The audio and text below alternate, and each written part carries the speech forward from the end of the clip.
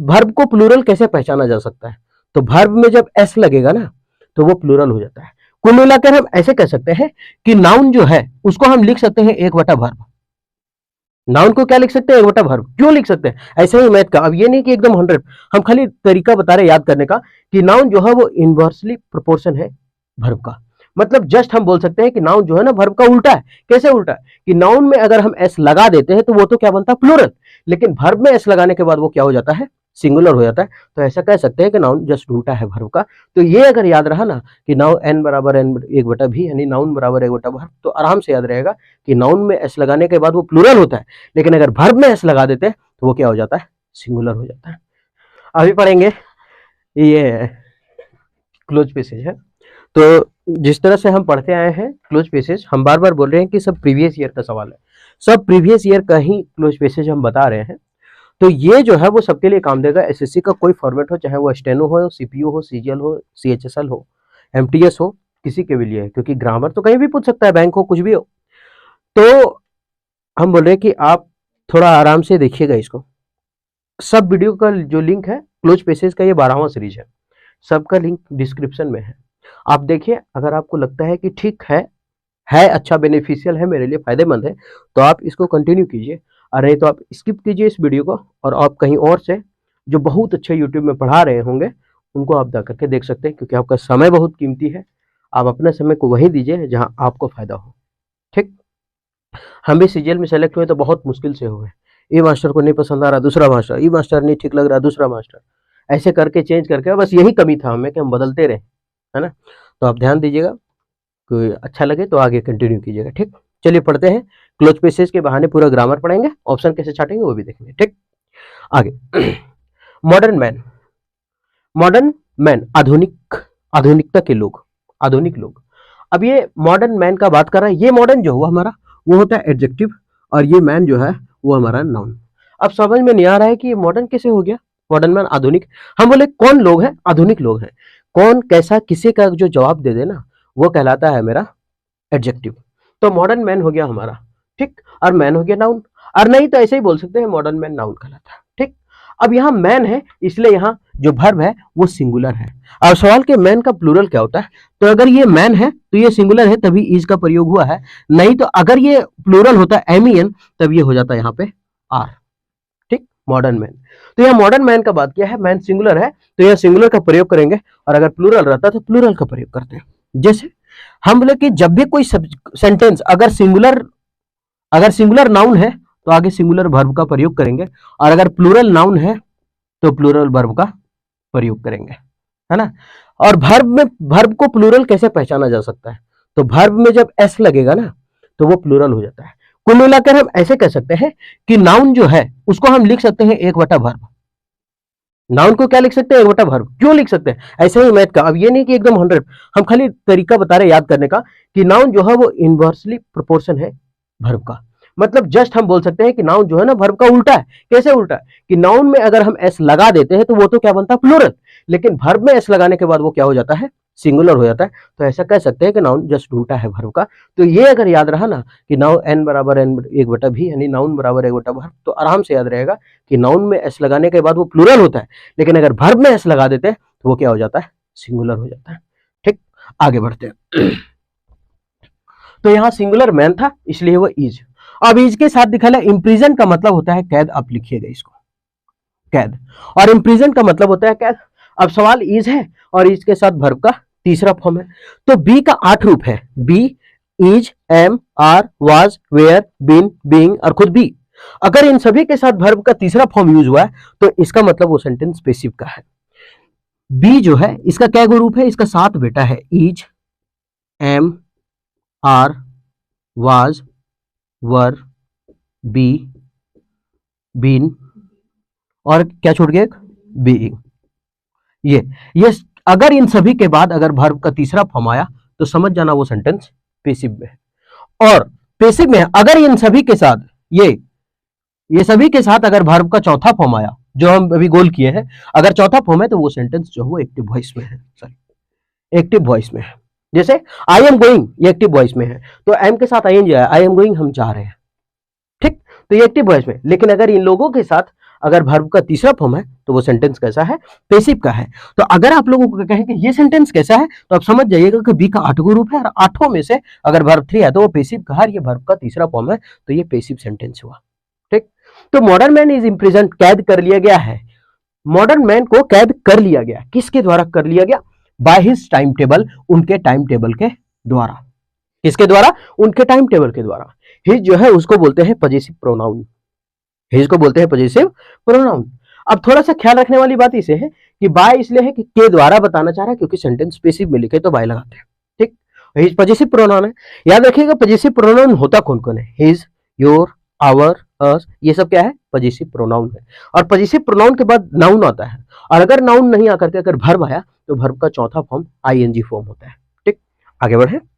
तो by his time table, अपने time table के द्वारा उसे क्या कर लिया गया है, कैद कर लिया गया है। आधुनिक दुनिया में सब अपना टाइम टेबल के कारण कैद है।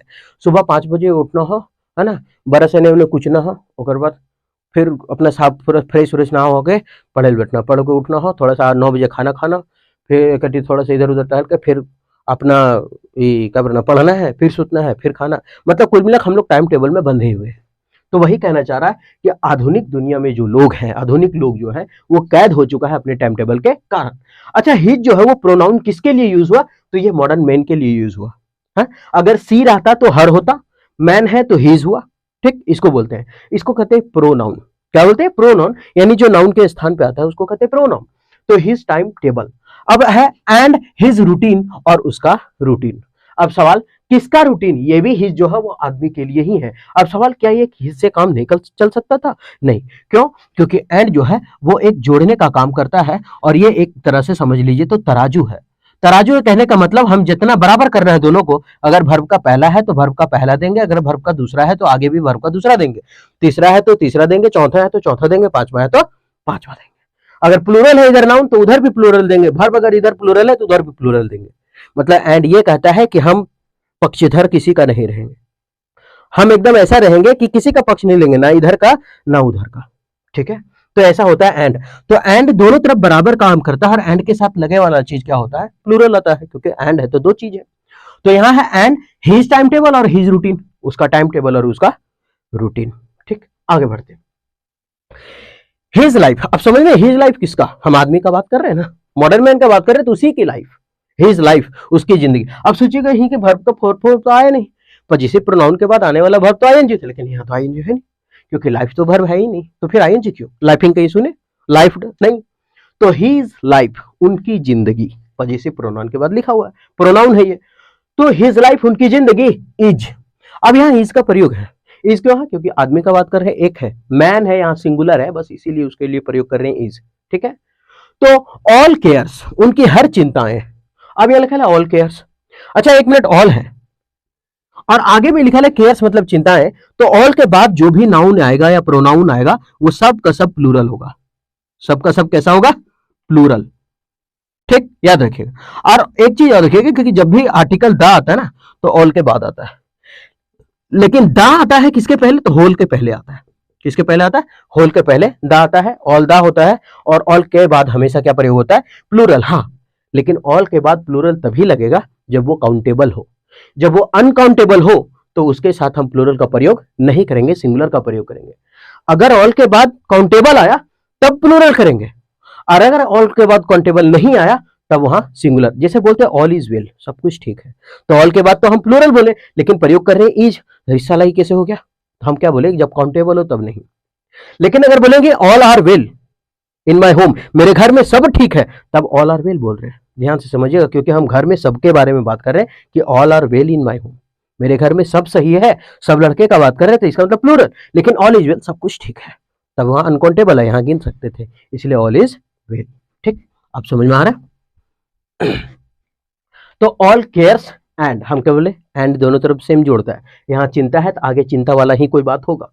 चलिए छाटने, सक्सेस तो खट गया, ऐसे ही कट गया, क्योंकि हम क्या बोले, एंड के पहले जो वर्ड होगा एंड के बाद भी वही वर्ड होगा। ठीक, तो एंड के पहले है केयर्स, तो एंड के बाद भी चिंता वाला ही वर्ड होना चाहिए ना, है ना, उसकी चिंता और चिंता जो भी होगा, उसकी चिंता और बेचैनी ऐसा कुछ करके होगा, कुछ भी होगा। तो सक्सेस तो खत्म हो गया भाई, क्योंकि एंड के पहले तो चिंता के बारे में बता रहे, नेगेटिव थी, पॉजिटिव कहां से आ गया, तो गलत हो गया ना, तो ये गलत हो गया। विजडम का मतलब साम्राज्य जिससे कोई रिलेशन है ही नहीं पे सबका, इसको बोलते हैं रेड हेरिंग। रेड हेरिंग का मतलब होता है मुख्य मुद्दे से भटकाने वाला मुद्दा। मतलब यहां मुद्दा कुछ है और यहां दे दिया विजडम साम्राज्य, ऐसा कुछ नहीं है, ये रेड हेरिंग ऑप्शन है। रेड हेरिंग का मतलब मुख्य मुद्दे से भटकाने वाला मुद्दा है, इडियम फ्रेज है। तो यहां है ऑल केयर, सभी चिंताएं, एंड अब है ऑल वरी, इसका मतलब भी चिंता और इसका मतलब भी चिंता, ठीक, बेचैनी। लेकिन एसएससी क्या कहा है कि इसको भी आंसर सही माना और इसको भी आंसर सही माना, बुक में भी सही माना, लेकिन 100% मतलब 100% नहीं, हम ये कहते हैं कि इसका आंसर यही होगा, ये नहीं होना चाहिए था। क्यों? क्योंकि ये जो वरी है वो कुछ समय के लिए चिंता रहता है, वरी कुछ समय के लिए रहता है, जैसे घर में बेटी नहीं आई रात तक तो वो चिंता है, फिर 1 घंटा बाद आ गई, चिंता खत्म।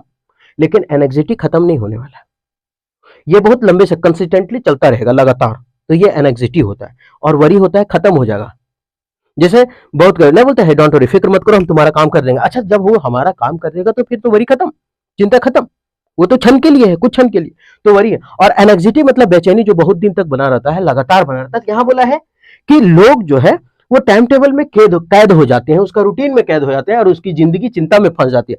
तो उनका जो जिंदगी चिंता है वो तो बहुत लंबे समय तक चलता है जिंदगी, इसलिए वरी ना होकर के एनेक्सिटी होना चाहिए। हालांकि एमबी बुक में ये दोनों का दोनों आंसर दिया हुआ है, लेकिन हम इसको प्रेफर ज्यादा करते हैं, ठीक है। अगर हम इस बात से गलत भी होंगे तो हम माफी चाहते हैं, लेकिन हमको लगता है कि ये होना चाहिए, ठीक है। आगे बढ़ते हैं। तो एनेक्सिटी मतलब चिंताएं, बेचैनी। अब यहाँ प्लूरल है तो उसमें भी थोड़ा सा प्रॉब्लम है, क्योंकि बुक में लिखा हुआ है तो देख लिए, तो हम बोल रहे हैं कि सबसे ज्यादा प्रेफर हम ज्यादा इसी को करेंगे, है ना। प्रेफर करें या फिर जो भी है चुने, इसको ऐसे ही, ठीक है। तो ऑल केयर्स एंड एनेक्सिटीज, यानी आप ये भी लिख सकते हैं, ये भी लिख सकते हैं बुक के अनुसार, लेकिन मेरे तो ज्यादातर चांसेस होता है 80% कि ये होना चाहिए। आगे बढ़ते हैं। ही डज नॉट हैव, ही किसके लिए है?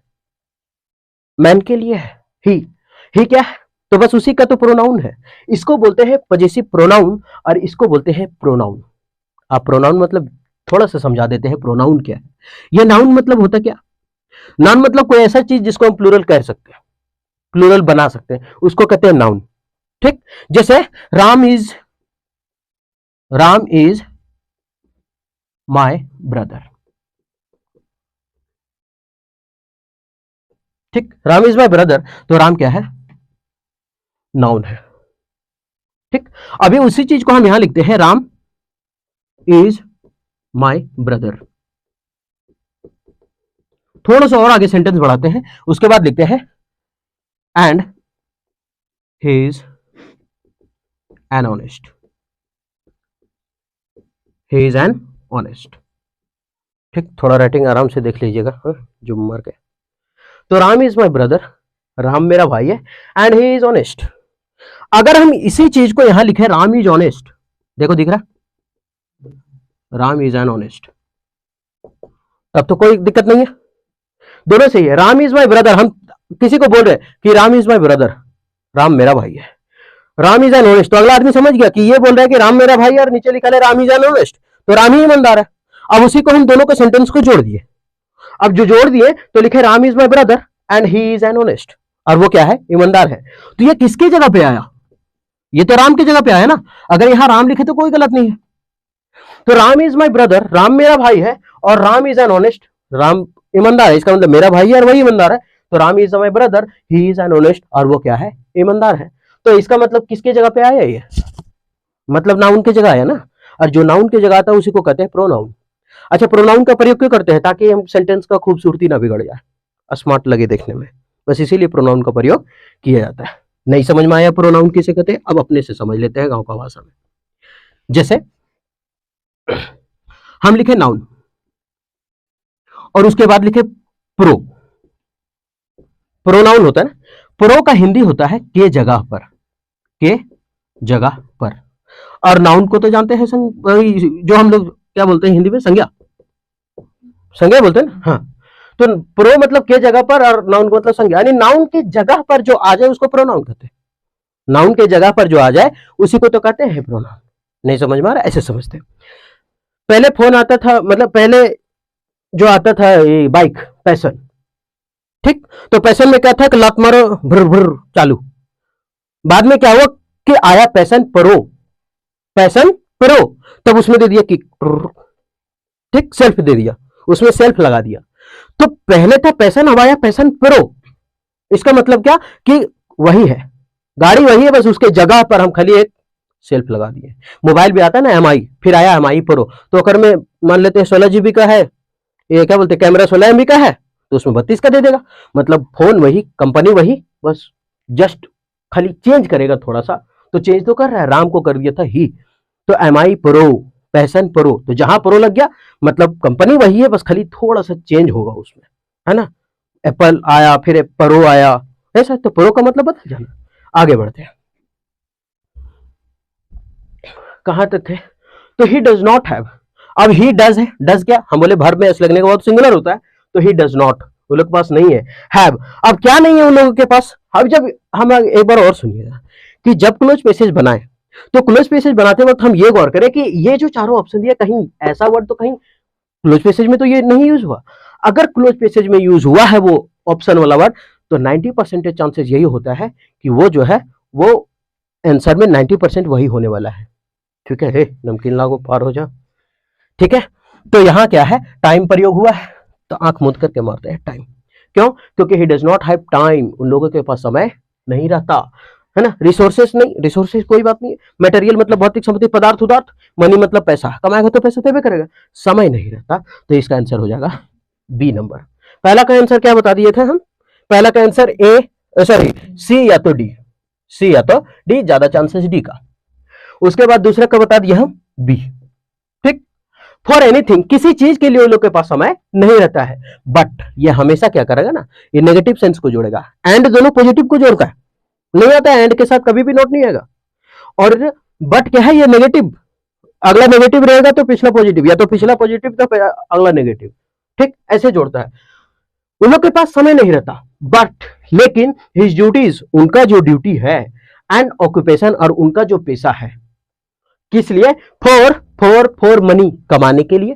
अब पैसे कमाने के लिए उसका ड्यूटी और ऑक्यूपेशन है, तो कमाने का सेंस बोलते हैं। मिंट का मतलब होता है सिक्के ढालने वाली जगह, मिंट सिक्का ढालने वाला। ठीक, तो ये खत्म हो गया, सिक्का ढालने जाते हैं हम लोग नहीं, कलेक्ट का हुआ जमा रहता है, तो टरने लगते हैं कि ये हमारा कई तरह पक न खाई, हमारा ये हमारा कद्यान रहे, ऐसा तो नहीं करते। स्पेंडिंग मतलब खर्च करना, कमा के तो खर्च करेंगे, लेकिन खर्चा करने नहीं जाते कहीं। ठीक है, तो हम लोग क्या करते हैं, मेकिंग मनी, पैसा कमाना। मेक मनी का मतलब क्या होता है, पैसा कमाना। तो मेकिंग मनी यानी तीसरा का ए नंबर, मेकिंग मनी मतलब पैसा कमाना, मनी अनकाउंटेबल है, याद रखिएगा। ठीक है, आगे अब यहां मेन जो है वो प्लूरल है, अब मेन प्लूरल हो गया। In all, in all, in all, all के बाद अगर नाउन आया, अभी बताए थे, ऑल के बाद अगर नाउन आया तो वह कैसा होना चाहिए, प्लूरल होना चाहिए। लेकिन अगर अनकाउंटेबल है तो सिंगुलर हो जाएगा। अब ढूंढते हैं कि यहाँ है क्या, ऑल के बाद प्लूरल होना चाहिए चौथा ऑप्शन में। अब चौथा ऑप्शन में प्लूरल होना चाहिए, स्फीयर्स, स्ट्रीम्स, एरियाज, एजेस। दर्द हो गया, सब में प्लूरल। तो इसका मतलब अब छाटना पड़ेगा क्या है। Man in all may have been prone to, अच्छा ये प्रोन टू आ गया, आज आ गया प्रोन टू, देखो वो आ गया, प्रोन टू दिस डिजीज। अब इसके बाद वर्ब अगर आएगा ना तो वो आईएनजी में आता है, लेकिन इसके बाद वर्ब आया नहीं है ना, दिस डिसीज लिख दिया है। ठीक, आगे तो मैन इन ऑल, कहां पे, इन ऑल स्फीयर, स्फीयर तो होगा नहीं, स्फीयर किसको कहते हैं, गोला। स्ट्रीम धारा ना, एज, एजेज का मतलब क्या, बढ़ती उम्र, और बचा एरिया मतलब क्षेत्र। तो यहां क्या होगा, मैन इन ऑल एरियाज, सभी क्षेत्र में जो मानव है, सभी क्षेत्र में गोला है बप्पा, सभी क्षेत्र में स्ट्रीम धाराएं हैं नहीं, सभी क्षेत्र में एजेस बढ़ते हैं नहीं, ऐसा नहीं हुआ। तो सभी क्षेत्र में जो क्या है, एरियाज है, क्षेत्र है, सभी क्षेत्र हो जाएगा ना। तो इन ऑल एरियाज यानी C number, in all areas में have been prone to this disease, मतलब सभी क्षेत्र में लगभग सब क्या है, इस चीज से ग्रस्त हो चुके हैं, लत लग चुका है सबको। किस लिए लत लग चुका है कि सब टाइम टेबल में कैद है, सब कैद है टाइम टेबल में। उसके बाद क्या कर रहा है, सब खाली पैसे कमाने के लिए भाग रहा है, जिंदगी भी दौड़ रहा है। और ऐसा लगभग हर एक क्षेत्र में क्या है, सब अपना फंसा हुआ है। ठीक, आगे अभी आप भी पढ़ रहे, तो आप भी कमाने ही के लिए पढ़ रहे। एक दिन नौकरी लगेगा, धुन पर रख के एकदम मिलता वेतन, सिनेक्योर, काम कम पैसा ज्यादा, उसको सिनेक्योर बोलते हैं। तो कहां गया, हाँ, तो may have been prone to, ग्रसित हो सकते हैं। ये मे जो है ना वो मॉडल है, और मॉडल के बाद जो आने वाला वर्ब होगा वो कैसा फॉर्म होता है बताओ, वर्ब का पहला। और अगर मॉडल के बाद बी लग गया, वो तो एक्टिव हुआ, अगर मॉडल के बाद बी लग गया और बी के बाद कैसा, वर्ब का तीसरा फॉर्म। ठीक, तो ये मॉडल का कहानी है। मॉडल के बाद अगर आया वर्ब तो पहला फॉर्म, और मॉडल के बाद आया बी प्लस वर्ब तृतीय पेशिव में बन जाएगा। अच्छा, में जो है ना, ये आता है संभावना के लिए, लेकिन कम संभावना के लिए, अनिश्चितता बताने के लिए। इट में भी रेन टुडे, हो सकता है आज बारिश हो जाए, ना हो तो तब, है ना, तो वैसा।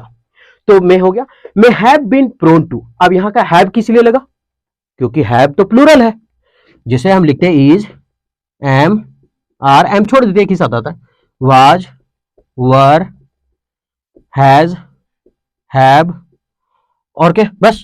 हम बोलेंगे इसमें सिंगुलर कौन, तो जिसमें जिसमें एस फॉर सिंगुलर, चंगस पढ़ते हैं, A for apple, B for ball, S for singular, S for singular, S for singular, S for singular, जो छूट गया प्लूरल। ठीक, तो अब यहाँ क्या है, एरियाज तो बहुत अच्छे थे, और यहाँ ऑल के बाद प्लूरल आया तो आगे वर्ब भी तो प्लूरल देंगे, तो यहाँ दे दिए have, plural. Have been prone to, ग्रसित हो सकते हैं, दिस डिसीज, इस बीमारी से। किस बीमारी से, वही कैद होने वाला टाइम टेबल की बीमारी से, अपना रूटीन से ग्रस्त हो सकते हैं, बीमारी हो सकती है। इंडिड का मतलब अगर लिखना है तो लिख लीजिएगा वास्तव में, इंडिड का मतलब वास्तव में। वी, हम लोग, इन इंडिया, भारत में, इन इंडिया भारत में, इन क्या है, प्रीपोजिशन, इन क्या है, प्रीपोजिशन, और प्रीपोजिशन के बाद आने वाला वर्ब कैसा होता है, वर्ब का चौथा फॉर्म होता है। ठीक, तो in India may not have been, अच्छा मैं, हाँ सही है, in India may not have been, केवल इंडिया में ही ऐसा नहीं, कहां पर हो रहा है, तो ऑप्शन छाटते हैं, मतलब ये जो बढ़ रहा है, कौन सा, केवल यहां पर नहीं बढ़ रहा है इंडिया में, ये जो बढ़ रहा है, अब बढ़ने का इंग्लिश सेंस बोलते हैं, इनफैक्ट तो, इनफैक्ट नहीं, इन्फेक्शन तो कोई बीमारी उमारी का इन्फेक्ट होता है?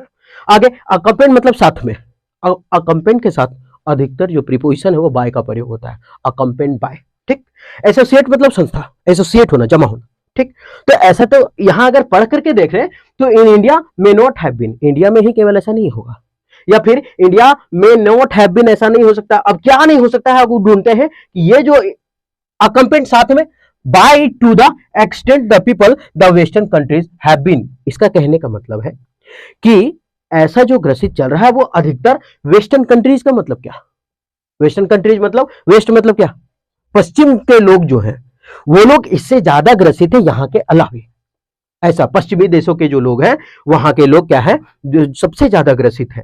इसका मतलब क्या है कि, और ये जो चीज है वो हम लोगों को क्या कर रहा है, इंडिया में not have been by it to the extent, मतलब ये जो एक्सटेंट है, विस्तार हुआ है, ये हम लोग को इंडिया नहीं दे रहा है, करने का मतलब ये लोग हमको दंड के भागीदारी या फिर इन्फ्लिक्टेड या फिर प्रवृत्ति, इसका जो बढ़त क्षेत्र है वो ऐसा कुछ नहीं दे रहा है हमको। तो यहाँ इन्फेक्टेड होगा नहीं, इन्फेक्शन तो होगा नहीं। अकम्पेंड साथ में कौन चीज चलेंगे इसके साथ, यहाँ लिखा है इंडिया में not have been accompanied, India नहीं चल सकता है, ऐसा होगा नहीं। एसोसिएट साथ में जमा नहीं कर सकते, बचा क्या, इन्फ्लिक्टेड। हालांकि ये जो चौथा नंबर है वो सब केवल वर्ड मीनिंग का खेल है, अगर वर्ड मीनिंग आपको पता हो तब हो सकता है ये भरा है। तो इन्फ्लिक्टेड का मतलब होता है, अगर ऐसे ही इन्फ्लिक्टेड नाउन के रूप में देखते तो उसका मतलब हो जाता है क्षेत्र, क्षेत्र, एरिया। तो यहां लिखा हुआ है कि इंडिया में not have been inflicted may it to the extent that people, कि जो लोग हैं in western countries have been, कि ऐसा वो लोगों में ज्यादा हो चुका है, इसलिए यहां नहीं हुआ रहा है। भारत में अभी तक बहुत कम है, लेकिन वेस्टर्न के कंट्री बहुत ज्यादा बिजी हो चुके हैं। ठीक है, तो यहां आपको जो है वो थोड़ा याद करना होगा कि ये वर्ड मीनिंग का खेल है और कुछ नहीं। ठीक है, ये वर्ड मीनिंग का खेला है और कुछ नहीं है इसमें। तो क्या बोले कि वेस्टर्न कंट्रीज हैव बीन, मतलब ऐसा वेस्टर्न कंट्रीज में हो चुका है। तो ये चौथा था ना, थोड़ा सा टिपिकल लगेगा क्योंकि वर्ड मीनिंग बेस्ड है, और इसका मतलब इन्फ्लिक्टेड, दंड देना, किसी को सजा देना, ये सब मीनिंग देता है। ठीक, तो ये समझने वाली होगा कि वी इन इंडिया, हम लोग जो भारत में है, may not have been inflicted by it, हम लोग इससे ज्यादा ग्रसित नहीं है। इसका मतलब ये कह रहा है कि हम लोग इससे ज्यादा पीड़ित नहीं है, पीड़ित भी बोल सकते हैं, दंडित भी बोल सकते हैं, दंड देना भी बोल सकते हैं। तो वी इन इंडिया, हम लोग जो भारत में, may not have been inflicted, इससे पीड़ित नहीं है, बाय टू द एक्सटेंट, जितना इसका जो ज्यादा विस्तार हुआ है, that people in western countries have been, मतलब जो वेस्टर्न कंट्रीज में, मतलब पश्चिमी देशों में जो अभी तक हो चुका है, उससे ज्यादा हम लोग अभी तक ग्रसित इसमें नहीं हुए हैं। मतलब इन्फ्लिक्टेड का मतलब यह है कि यहाँ इन्फ्लिक्टेड, हालांकि इन्फ्लिक्टेड का मतलब दंड देना होता है या फिर किसी को चोट पहुंचाना, पीड़ा देना, लेकिन यहाँ इन्फ्लिक्टेड का मतलब कि हम लोग अभी तक उतना ग्रसित नहीं है, उतना अभी हम लोग को नहीं मिला है दंड जितना वेस्टर्न यानी पश्चिमी देशों को मिल चुका है, जितना वो लोग ग्रसित है टाइम टेबल के रूटीन में जो कहते हैं ना, उतना हम लोग नहीं है। इसका कहने का मतलब ये है। ठीक है, तो यहां हो जाएगा इन्फ्लिक्टेड। ठीक, आगे सबका मीनिंग भी समझा दें। एसोसिएट मतलब एक जगह होना, जमा होना, कंपेयर मतलब साथ में होना, बाय लगता है इसके साथ, इन्फ्लिक्टेड मतलब दंड देना, यहाँ ग्रसित है, और इन्फेक्टेड मतलब इन्फेक्शन जो हो जाता है उसके बारे में। एक बार हिंदी बताएं तो modern man is imprison by his time table. आधुनिक जो लोग हैं वो अपने टाइम टेबल के कारण कैद हैं, एंड हिज रूटीन और अपने रूटीन के कारण। हिज लाइफ उनकी जिंदगी इज ऑल केयर्स, सभी चिंताएं, एंड एनग्जाइटीज और उनकी बेचैनी, सब कुछ कैद है। ही डज नॉट हैव, उन लोगों के पास नहीं रहता, क्या नहीं रहता? Time. He does not have time, उन लोगों के पास टाइम नहीं है फॉर एनीथिंग, किसी भी चीज के लिए। बट लेकिन हिज ड्यूटी, उनका जो ड्यूटी है, दायित्व है, एंड ऑक्यूपेशन और जो पेशा है, फॉर मेकिंग मनी, बस एक ही है, और वो है केवल पैसा कमाना। मैन इन ऑल एरियाज, जो आदमी हर क्षेत्र में हैव बीन प्रोन टू, मतलब हर क्षेत्र में ये लोग ग्रसित है। प्रोन टू में ग्रसित होना, प्रोन टू है ना, इसके बाद वर्ब का चौथा फॉर्म होता है, याद रखिएगा। तो हैव बीन प्रोन टू, ग्रसित है, दिस डिसीज, इस बीमारी से, कैद के बीमारी से, टाइम टेबल की बीमारी से, रूटीन की बीमारी से सब लोग ग्रसित हैं। एंड और वास्तव में वी इन इंडिया, हम लोग वास्तव में जो हम लोग हैं भारत में, may not have been inflicted, हम लोग उतना ग्रसित नहीं है, बाय इट, इससे उतना ग्रसित नहीं है, टू द एक्सटेंट, जो इसका विस्तार है। कहां पर है? That people in western countries have been, जहां पश्चिमी देशों में ऐसा हुआ है, उतना उससे ज्यादा हम लोग ग्रसित नहीं है। इसका कहने का मतलब पश्चिम के देश ज्यादा बर्बाद है ना, पैसा कमाने के चक्कर में, हम लोग अभी तक बचे हुए हैं इससे। तो इसका मीनिंग हुआ ये, ठीक। अब ये था पूरा का पूरा क्लोज पैसेज, आज सीरीज था 12वां नंबर का, ठीक। तो हम उम्मीद करते हैं कि ये पूरा का पूरा ग्रामर और पूरा, आप ये लास्ट का 2 लाइन थोड़ा आराम से देखिएगा, ठीक, दोबारा करके, और इसका मीनिंग, तब ज्यादा समझ में आ जाएगा, ठीक है। तो अगर आपको लगता है अंग्रेजी से डर, और तब आप ऐसे ही सीख सकते हैं, क्योंकि हम भी सरकारी स्कूल का बहुत डर लगता था इंग्लिश में, 1-2 नंबर आओ ना पहले शुरू टेस्ट में, धीरे धीरे बढ़ा करके अभी 50 में 42, 45 इस तरह से आ रहा है, ठीक। तो फिर मिलते हैं नेक्स्ट वीडियो में।